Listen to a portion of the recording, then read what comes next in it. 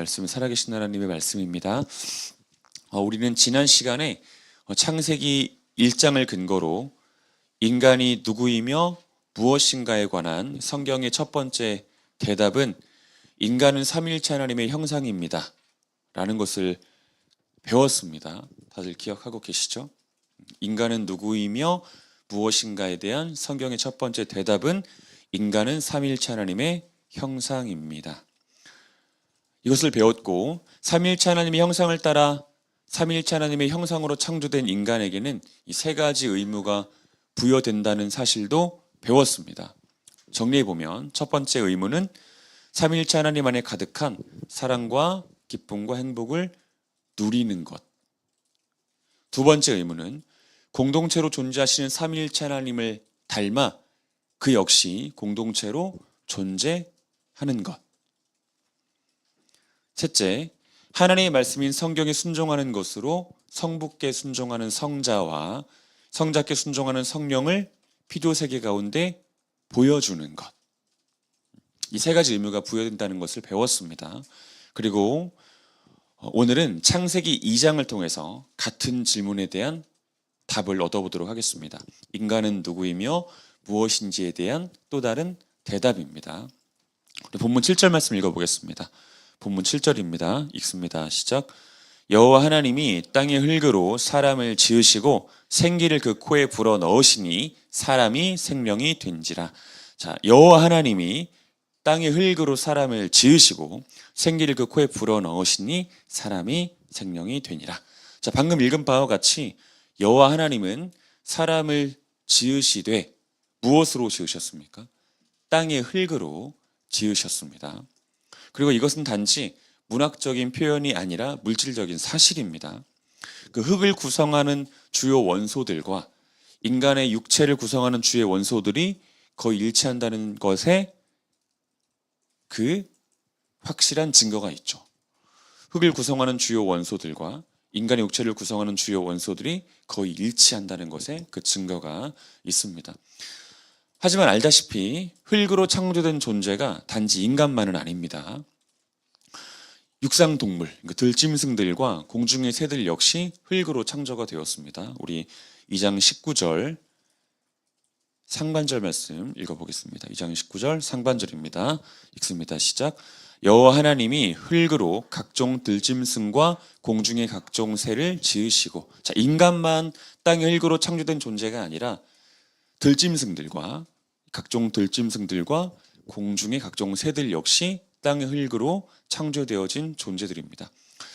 자, 어떻습니까? 방금 읽은 구절처럼 2장 19절 상반절처럼 인간과 짐승, 공중의 새들이 창조된 재료가 같다면, 그것만 생각한다면 인간과 짐승, 공중의 새들의 가치가 서로 동등하다는 주장도 가능하지 않겠습니까? 인간도 땅의 흙으로 창조가 되었고 들짐승들도 땅의 흙으로 창조가 되었고 공중의 새들도 땅의 흙으로 창조가 되었다면, 단지 그것만 듣고 생각을 한다면 인간이나 짐승이나 공중의 새나 이 가치가 동일하다 이렇게 말할 수 있는 것 아니냐는 것입니다. 자, 여러분들 생각은 어떠십니까? 자, 여러분들이나 들짐승들, 고라니랄지 멧돼지랄지 또 공중의 새들, 참새랄지, 요즘에는 또 까마귀 철이잖아요.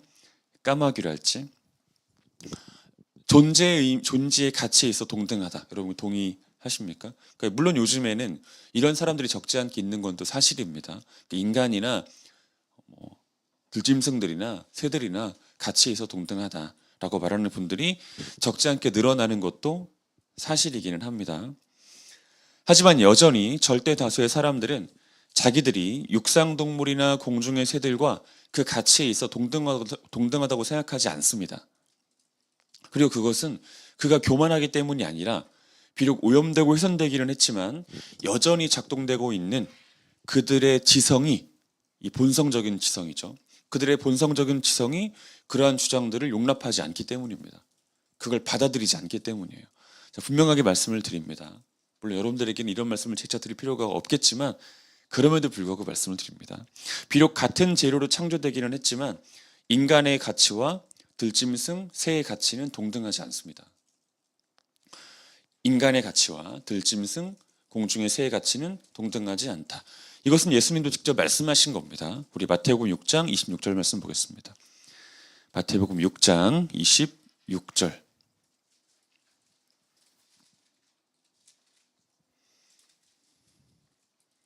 굳이 이 구절을 찾는 데는 요즘에 세태가 있기 때문에 이 구절을 찾는 것입니다. 같이 한번 읽어보겠습니다. 마태복음 6장 26절 읽습니다. 시작. 공중의 새를 보라. 심지도 않고 거두지도 않고 창고에 모아들이지도 아니하되 너희 하늘 아버지께서 기르시나니 너희는 이것들보다 귀하지 아니하냐? 라고 말씀하시죠. 너희는 이것들보다 귀하지 아니하냐? 귀하지 아니하냐는 건 질문이 아니에요. 귀하지 아니하냐? 이게 아니고 귀하지 않다. 공중의 새들이 너희들보다 이런 뜻입니다.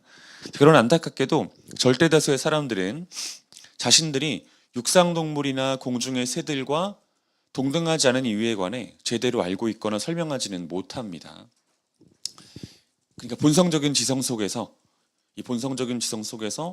인간의 가치와 들짐승, 새의 가치가 동등하지 않다는 것까지는 가긴 가는데, 하지만 인간의 가치가 들짐승이나 공중의 새의 가치보다 높다라고 하는 그 이유에 대해서는 제대로 알지 못한다는 겁니다. 여러분들에게 제가 한번 질문해 보겠습니다. 인간의 가치가 들짐승이나 공중의 새의 가치보다 높은 이유는 무엇입니까? 사실 이게 잘 설명이 안 되는 부분들이 있는 거죠. 그리고 이것 역시 오염되고 부패된 타락한 인간 지성의 한계입니다. 자기들이 들짐승이나 새의 가치보다 존재의 가치에 있어 우위에 있다는 것은 알지만 그 지성이 오염되고 부패됨으로 왜 높은지, 왜 가치가 더 우월한지에 대해서 설명할 수 없다. 이해가 잘 안 된다 하는 겁니다. 그래서 무엇이 필요합니까? 이 성경이 필요한 거죠. 이 성경은 타락하고 오염된 인간 지성의 한계를 보완해 줍니다. 이 성경은 타락하고 오염된 인간 지성의 한계를 보완해 줘요.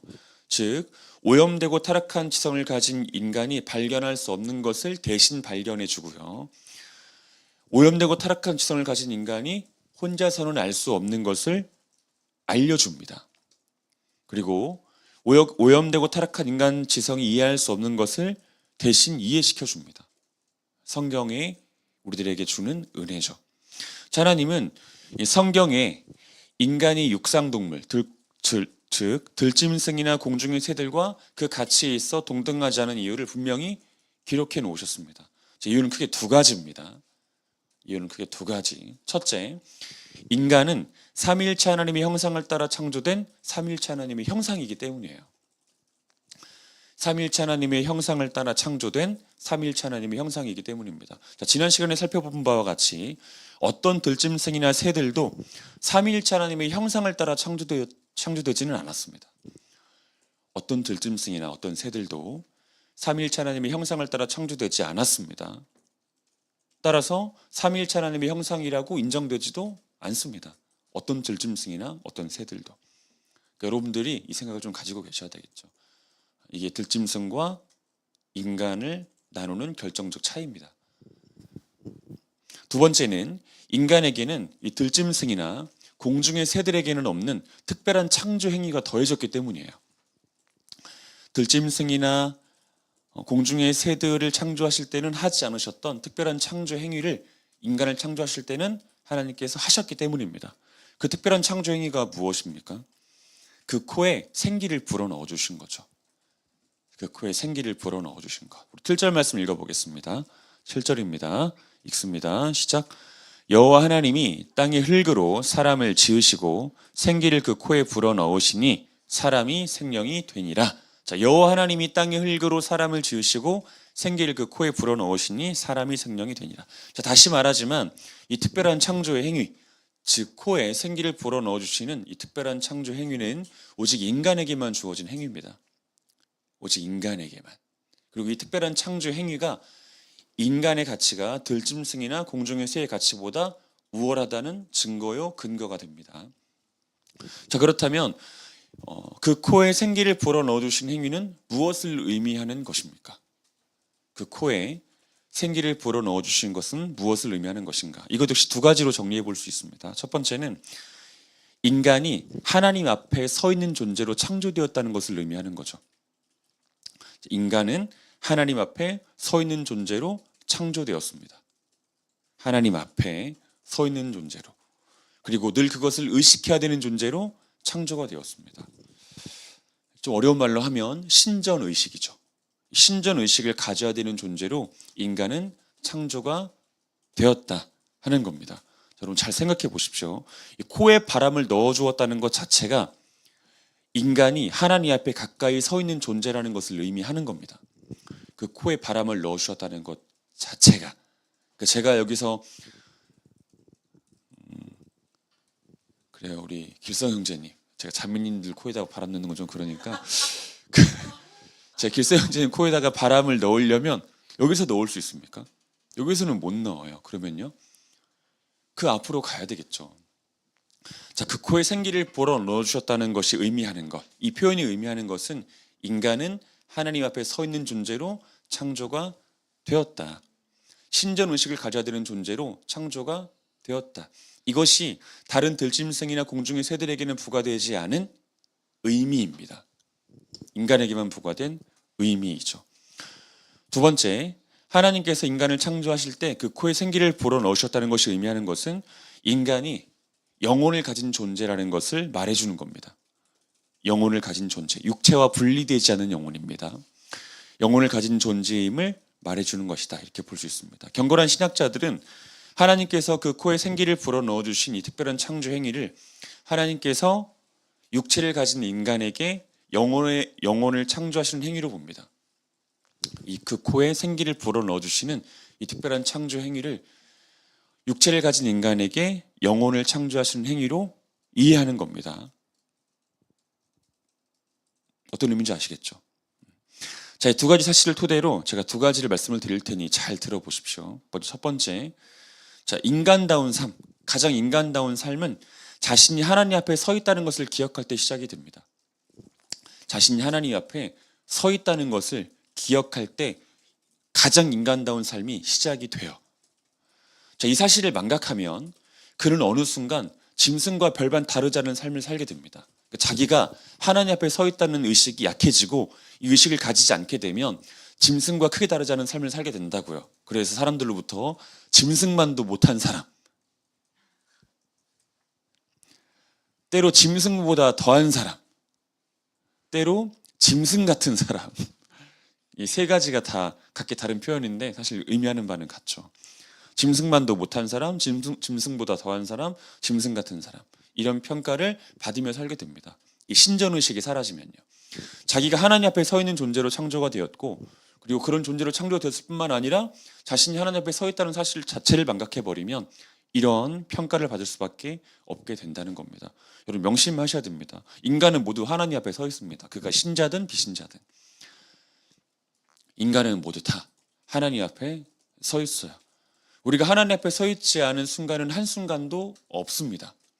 하나님은 영으로 존재하시기 때문에, 또한 하나님께서는 편재 모든 곳에 계시기 때문에 우리는 어디에 있든지 하나님 앞에 서 있는 겁니다. 어디에 있든지. 이 사실에 대하여 성경은 말합니다. 우리 시편 139편 1절부터 5절 말씀 보겠습니다. 시편 139편 1절부터 5절 같이 읽겠습니다. 시편 139편 1절에서 5절입니다. 읽습니다. 시작. 여호와여, 주께서 나를 살펴보셨으므로 나를 아시나이다. 주께서 내가 앉고 일어섬을 아시고 멀리서도 나의 생각을 밝히 아시오며 나의 모든 길과 내가 눕는 것을 살펴보셨으므로 나의 모든 행위를 익히 아시오니 여호와여, 내 혀의 말을 알지 못하시는 것이 하나도 없으시니이다. 주께서 나의 앞뒤를 둘러싸시고 내게 안수하셨나이다. 여호와여, 주께서 나를 살펴보셨으므로 나를 아시나이다. 주께서 내가 앉고 일어섬을 아시고 멀리서도 나의 생각을 밝히 아시오며 나의 모든 길과 내가 눕는 것을 살펴보셨으므로 나의 모든 행위를 익히 아시오니 여호와여, 내 혀의 말을 알지 못하시는 것이 하나도 없으시니이다. 주께서 나의 앞뒤를 둘러싸시고 내게 안수하셨나이다. 다 하신답니다. 앉을 때도 우린 하나님 앞에 있고 누워있을 때도 하나님 앞에 있답니다. 뭘 하든 하나님 앞에 있답니다. 히브리서 4장 13절, 히브리서 4장 13절 보겠습니다.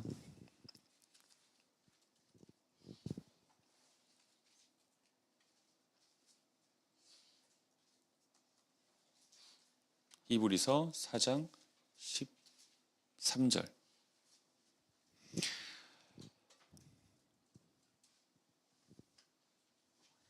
읽겠습니다. 시작. 지으신 것이 하나도 그 앞에 나타나지 않음이 없고 우리의 결산을 받으실 이의 눈앞에 만물이 벌거벗은 것 같이 드러나느니라. 자, 지으신 것이 하나도 그 앞에 나타나지 않음이 없고 우리의 결산을 받으실 이의 눈앞에 만물이 벌거벗은 것 같이 드러나느니라. 자, 이 히브리서 4장 13절 말씀은 일단은 마지막 심판의 때에 완전히 성취될 말씀입니다. 마지막 심판의 때에. 하지만 현재에도 여전히 요요한 말씀이에요. 그러니까 지으신 모든 것, 하나님께서 창조하신 모든 것이 하나님 앞에 나타나지 않음이 없습니다. 보여지지 않음, 드러나지 않음이 없어요. 예수 그리스도 앞에 우리의 모든 것은 이미 벌거벗은 것처럼 밝게 드러나 있습니다. 히브리서 4장 13절의 말씀이 의미하는 바죠. 자, 사랑하는 여러분, 자, 꼭 기억하셔야 됩니다. 자, 우리 모두는 다 하나님 앞에 서 있습니다. 이 신전의식을 잃어버리셔서는 안 됩니다.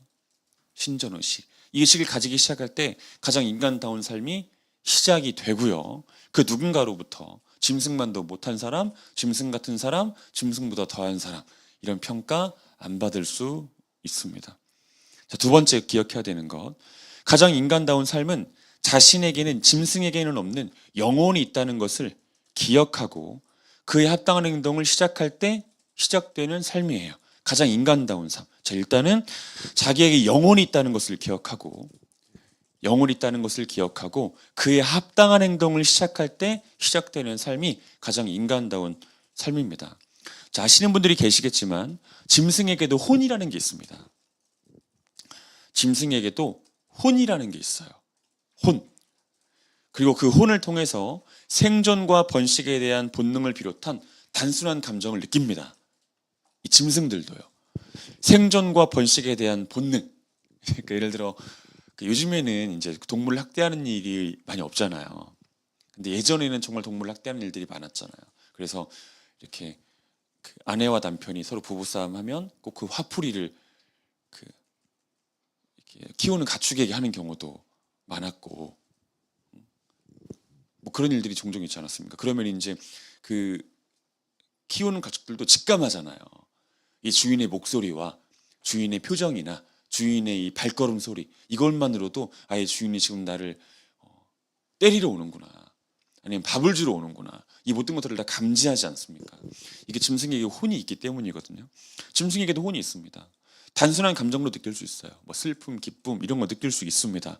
이것을 증명하는 것이 사무엘상 6장 12절인데 찾지는 않겠습니다. 사무엘상 6장 12절을 보면 제가 간단히 좀 정리해 드릴게요. 이스라엘이 블레셋과 전투한 다음에 하나님 언약궤를 뺏기죠. 그리고 굉장히 오랜 시간 동안 블레셋에 있게 되었습니다. 그런데 오랜 시간 동안 블레셋에 있게 되었던 그 법궤가 이제 이스라엘로 돌아와요. 근데 그때 수레를 끌던 암소들이 있었습니다. 법궤를 실은 수레를 끌던 암소들이. 근데 이 암소들이 이제 막 새끼를 낳은 암소들이었거든요.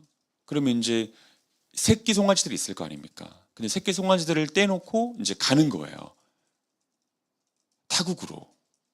그때 어떻게 하냐면 웁니다. 슬퍼서 울어요. 자, 짐승들도 혼이라는 게 있어서 단순한 감정을 느낄 수 있습니다. 그러니까 짐승 함부로 대하지 마세요. 이 친구들도 단순한 감정을 느낍니다. 그러나 분명히 말씀을 드리면 짐승에게는 혼은 있으되 영혼은 없습니다. 혼은 있지만 영혼은 없어요. 자, 그래서 도대체 영혼은 무엇입니까? 자, 일단 영혼은 윤리적이며 도덕적인 판단을 가능하게 해주는 거예요. 이 비가시적인 실체이죠. 눈에 보이지 않지만 실제로 존재하는 실체. 윤리적이며 도덕적인 판단을 가능하게 해주는 비가시적인 실체입니다. 더불어 영이신 하나님과 교제하게 만들어주는, 또한 영이신 하나님을 사랑하게 도와주는 그런 마음을 일으키는 은총의 실체입니다. 그래서 영혼인 거예요. 영이신 하나님과 교제하게 만들어주고 영이신 하나님을 사랑하게 만들어주는 은총의 실체이기 때문에 우리가 이것을 영혼이라고 말을 하는 겁니다. 자, 분명히 말씀을 드리겠습니다. 인간에게는 영혼이 있습니다. 영혼. 하나님이 창조하신 사람의 코에 하나님의 생기를 불어 넣어주실 때 사람에게 영혼이 창조가 되었습니다. 육체와 분리되지 않는 영혼입니다. 그런데 매우 안타깝게도 많은 사람들은 자기에게 영혼이 있다는 사실을 망각하며 삽니다. 자기에게 영혼이 있다는 것을 망각하며 살아요. 망각하며 살다가도 누가 넌 참 영혼이 없어라고 말하면 또 기분 또 나빠하고 망각하며 살지만 자기 눈에 보이는 것은 오직 육체뿐이기 때문에 육체만 가진 존재처럼 세상을 살아가는 겁니다. 영혼이 없는 존재처럼, 육체만 가진 존재처럼. 자, 그런 사람들의 특징은 크게 세 가지인데 생존과 번식에 매몰되어 삽니다. 그러니까 들짐승들도 공중의 새들도 혼이 있지 않습니까? 이 혼은 생존과 번식에 대한 본능이거든요. 생존과 번식에 대한 본능. 영혼이 없다고 생각하는, 영혼이 있다는 걸 망각한 채 살아가는 사람들, 이런 사람들의 특징은 생존과 번식에만 매몰되어 산다는 거예요. 다시 말해서 먹는 것과 성적인 것에만 매몰되어 산다는 거죠. 또한 그들은 깊이 사고하는 것 대신 순간적으로 튀어오르는 감정만을 선택합니다. 깊이 사고하려고 하지 않고 순간적으로 튀어오는 감정을 선택하려고 해요. 단순함을 추구하는 거죠. 복잡한 생각, 깊이 해야 되는 생각 하려고 하지 않습니다. 단순하게만 생각하고 싶어 하고요. 그리고 순간적으로 튀어오르는 감정만 선택합니다. 또 마지막으로 그런 사람들의 특징은 본능과 감정의 종로로 타는 삶을 솔직함이라는 이름으로 미화하며 살아요. 본능과 감정의 종로로 타는 삶을 솔직함이라는 이름으로 미화하며 삽니다. 하지만 그들에게 나타나는 가장 두드러진 특징, 자기에게 영혼이 있다는 사실을 망각하며 사는 사람들에게 나타나는 가장 두드러진 특징은 자기 육체에는 제때, 심지어 제때가 아닌 때에도 이것저것을 밀어넣습니다. 자기 육체에는. 제때, 삼시세끼, 제때 밀어넣고 심지어는 제때가 아닌 때도 이것저것 밀어넣습니다. 분명히 12시에 밥을 먹었음에도 불구하고 카페 가서 또 밀어넣고 어디 가서 또 밀어넣고 계속 밀어넣는 삶을 사는 거죠. 온갖 맛있고 좋은 것들은 자기 육체에 밀어넣을 대로 밀어넣지만 정작 자기 영혼에는 아무런 양식도 공급하지 않습니다. 이 사람들의 특징이죠. 영혼이 있다는 것을 망각하며 살아가는 사람들의 특징. 정작 자기 영혼에는 아무런 양식도 공급하지 않는다. 그리고 누군가가 자기 영혼에 영혼의 양식을 공급하려고 할 때 마치 영적인 거식증이 걸린 사람들인 것처럼 그 말씀을 거절하거나 순간 받아들였다고 하더라도 금방 토해버립니다. 그리고 서글프게도 그들이 전혀 모르는 것이 있습니다. 전혀 모르는 것. 영혼의 양식을 공급받지 못한 인간의 영혼은 삐쩍 골아버린다는 거예요. 삐쩍 골아버립니다. 그리고 결국 짐승의 혼처럼 변질된다는 거죠. 영혼의 양식을 제때제때 공급하지 않으면 그의 영혼은 짐승의 혼으로 전락해버립니다. 그렇게 변질되어 버려요. 영혼의 양식을 공급하지 않으면. 그러니까 우리들의 육체도 마찬가지잖아요. 우리들의 육체도 제대로 무엇인가를 공급하지 않으면 삐쩍 골아버리잖아요. 그렇죠? 영혼도 마찬가지입니다. 육체도 그렇다면 영혼도 마찬가지라고요. 제때제때 양식을 공급하지 않으면 삐쩍 골아버린다고요. 그럼 공급해야 될 영혼의 양식은 무엇입니까? 공급해야 될 영혼의 양식. 예수님의 말씀을 보겠습니다. 마태복음 4장 4절입니다. 마태복음 4장 4절.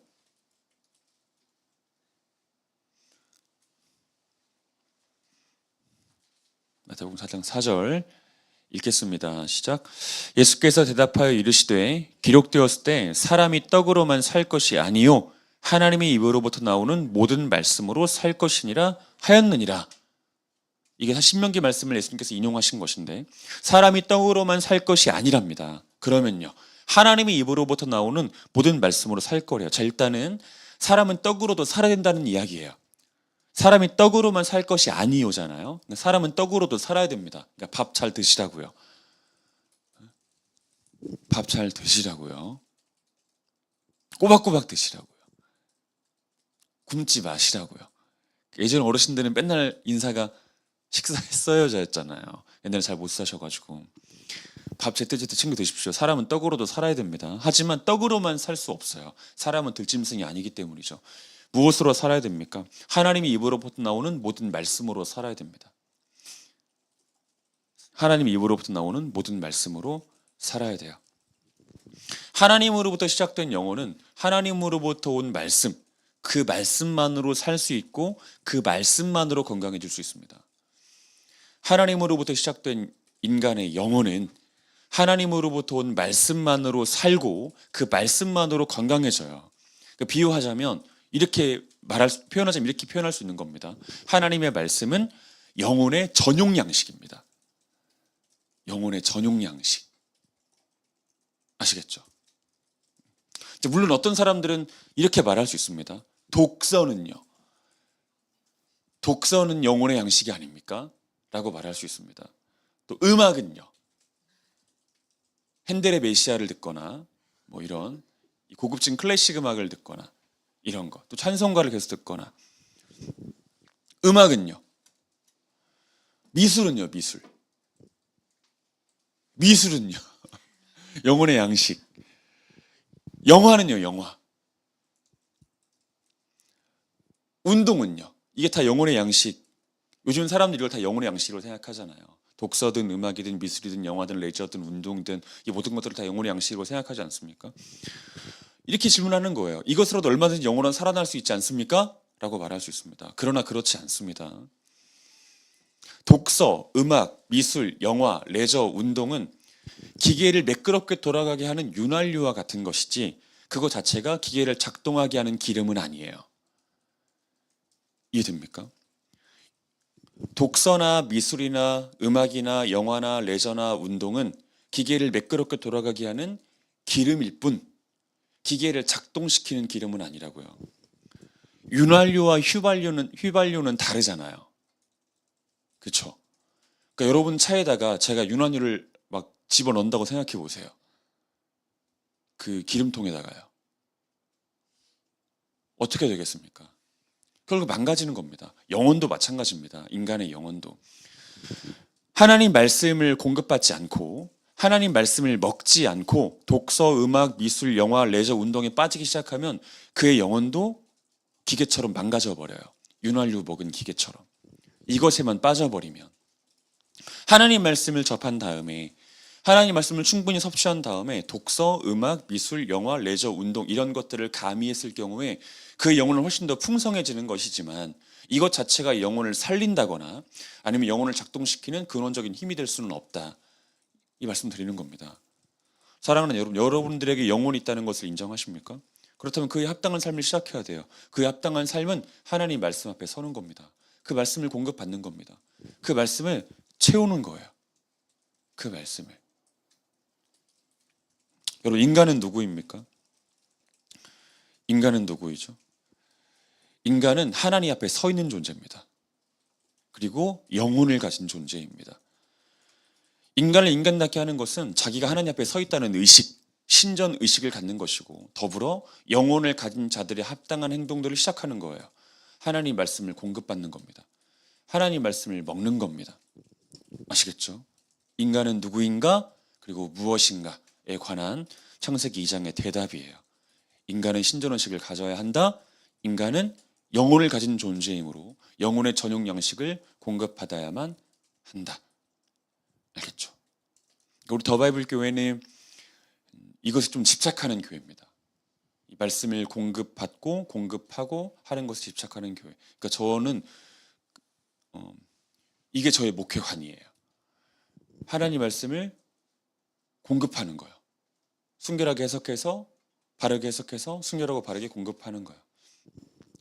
여러분들이 이 교회에서 그 모든 것들을 누릴 수 있으면 좋겠습니다. 두 번째 메시지 전하고 설교 맺겠습니다.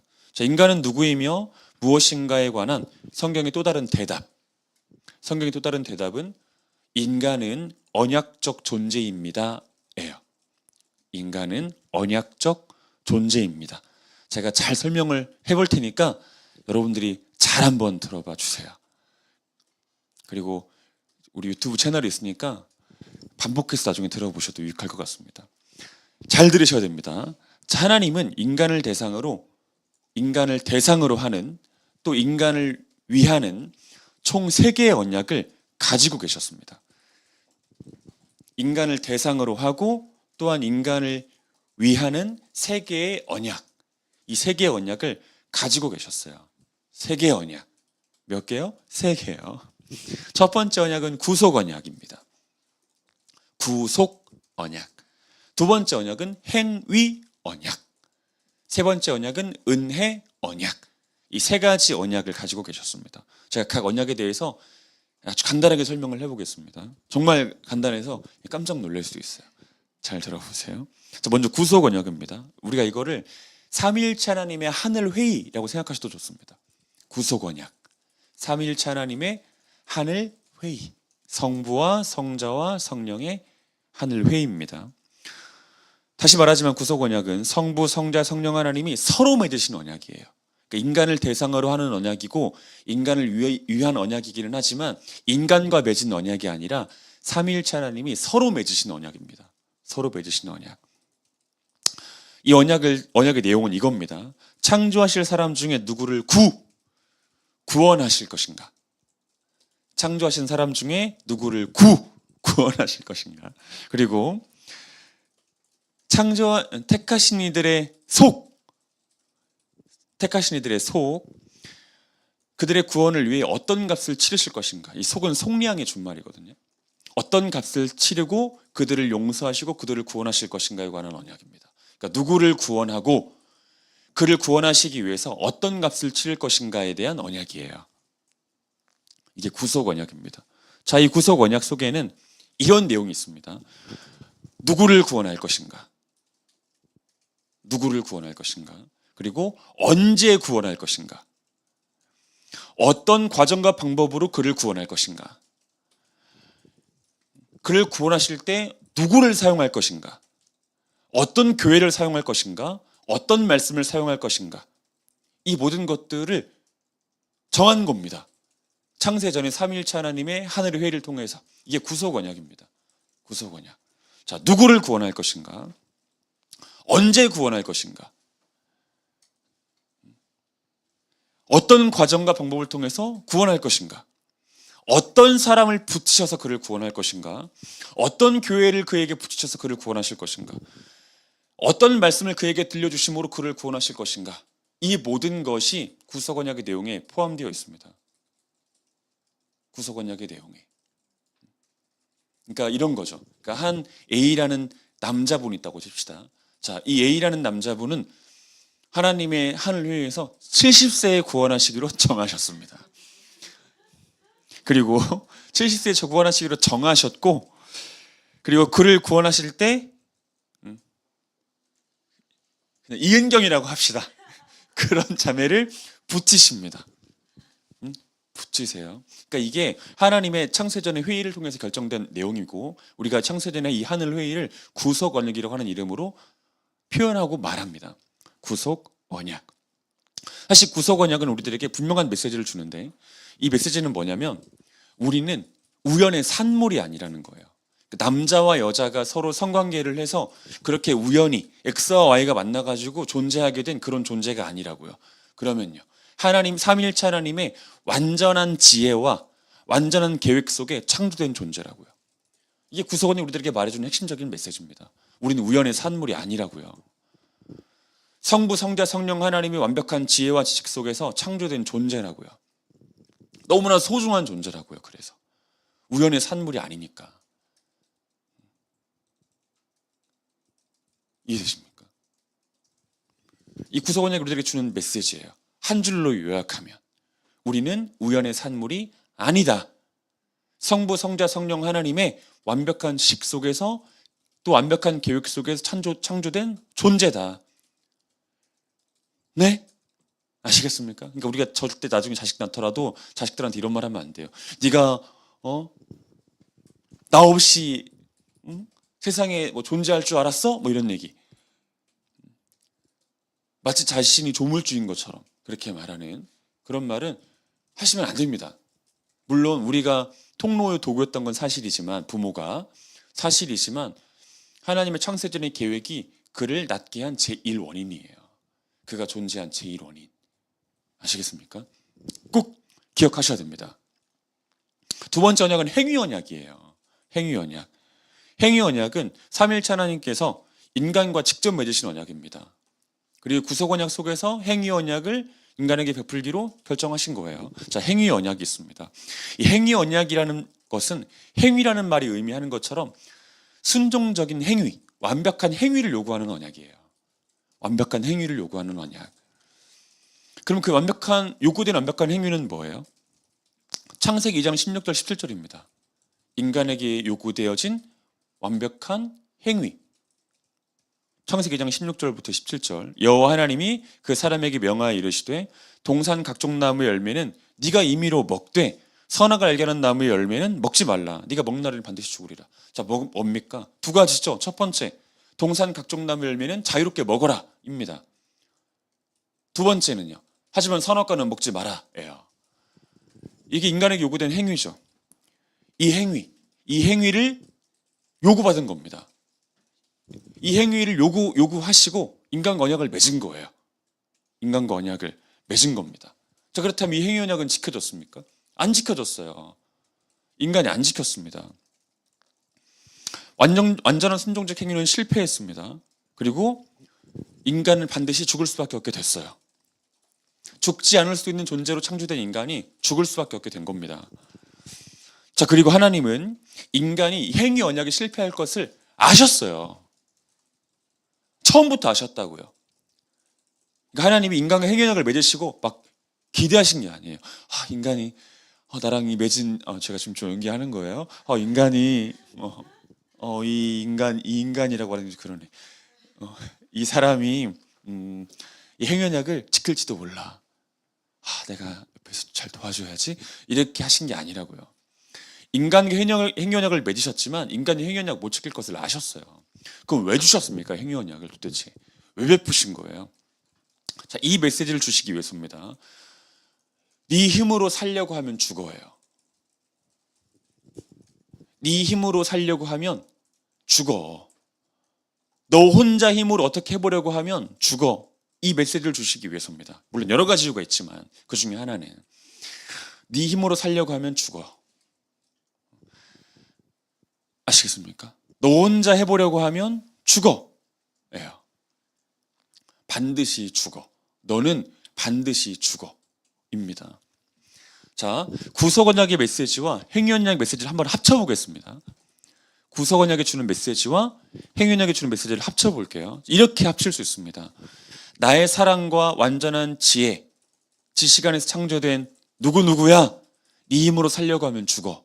예요. 이 구속언약의 메시지와 행위언약의 메시지를 합치면 이렇게 됩니다. 나의 사랑과 완전한 지식, 완전한 계획 속에 창조된 누구누구야. 그냥 그래, 칠성아. 나의 사랑과 계획과 지식 안에서 창조된 칠성아. 네 힘으로 살려고 하면 죽어. 이게 구속언약, 행위언약을 합친 메시지라고요. 자, 마지막은 은혜언약입니다. 은혜언약. 은혜언약은 이것 역시 삼위일체 하나님께서 인간과 직접 맺으신 언약이에요. 행위언약과 마찬가지로. 은혜라고 하는 이 단어가 의미하는 것처럼 행위언약을 지키지 못하여 반드시 죽을 수밖에 없는 인간을 당신의 은혜로 구원하시겠다는 언약이에요. 당신의 은혜로 구원하시겠다는 언약.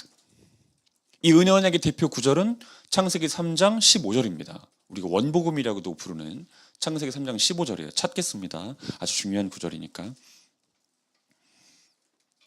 창세기 3장 15절.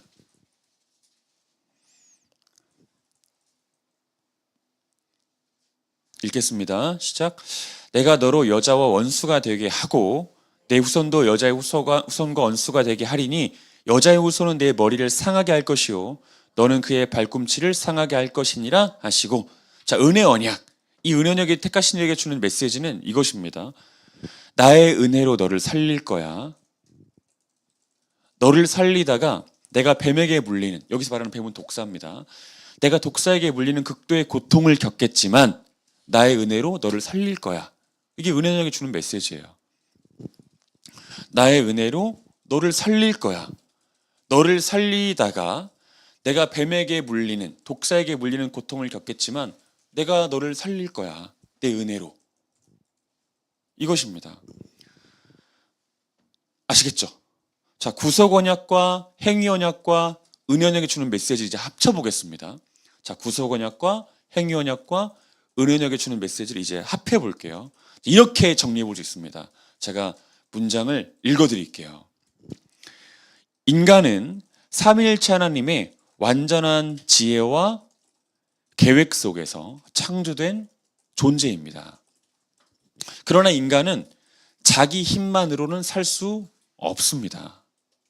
그래서 인간에게 필요한 건 하나님의 은혜뿐입니다. 이거예요. 이게 구속 언약과 행위 언약과 은혜 언약의 주요한 메시지를 합친 문장입니다. 다시 한 번 더 말씀을 드려볼 테니까 정신 똑띠 차리고 잘 들어보세요. 자, 인간은 삼위일체 하나님의 완전한 지혜와 계획 속에서 창조된 존재입니다. 그러나 인간은 혼자서는 살 수 없습니다.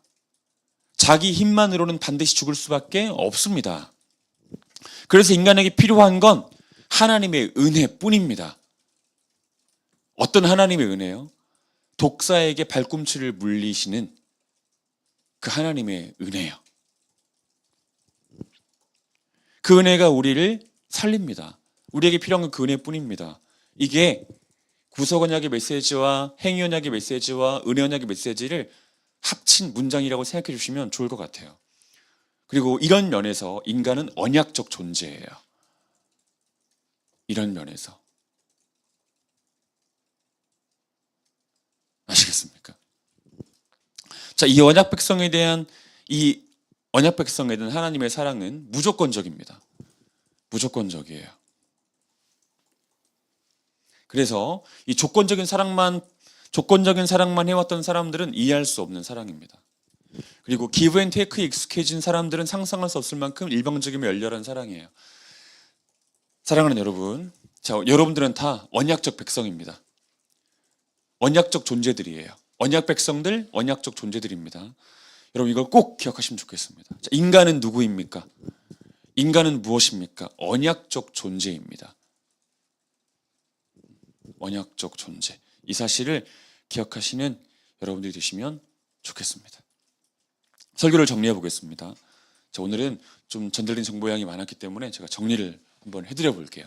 자, 인간은 누구이며 무엇입니까? 인간은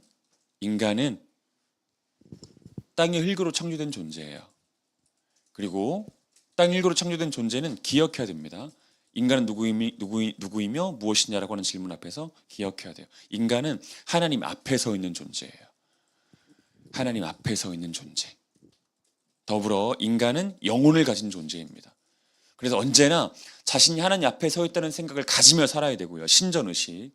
이걸 가지며 살아야 되고 동시에 영혼을 가진 자들에게 합당한 모습, 다시 말해 영혼의 양식을 공급하는 일을 멈춰서는 안 됩니다. 자기 영혼에게. 이 말씀을 공급하는 일을 멈춰서는 안 돼요. 더불어 인간은 언약적 존재입니다. 언약적 존재. 하나님의 완벽하고 완전한 지식 속에서 창조된 존재. 그러나 혼자 힘으로는 죽을 수밖에 없는 존재. 그래서 하나님의 은혜가 필요한 존재. 인간이라고요. 인간. 기억하시면 좋겠습니다. 같이 기도하겠습니다. 이 시간 우리 같이 기도할 때 하나님 아버지, 언제나 하나님 앞에 서 있다는 의식을 가지며 살 수 있도록 인도해 주시옵소서. 신전의식, 이 코람데오, 신전의식 가지며 살 수 있도록 인도해 달라고 기도했으면 좋겠고, 또한 우리들의 영혼을 방치하지 않고 우리들의 영혼의 양식을 공급하며 살아갈 수 있도록 인도해 달라고 기도했으면